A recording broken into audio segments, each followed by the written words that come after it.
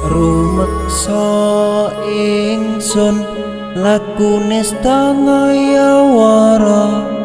kelawan mekak hawa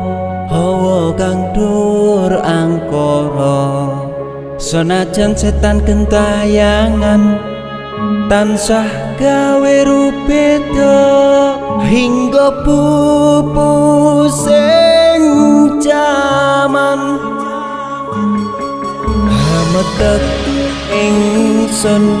nyirap geni wisa murka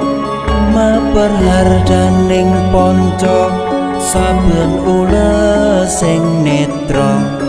linambaran sih kawelasan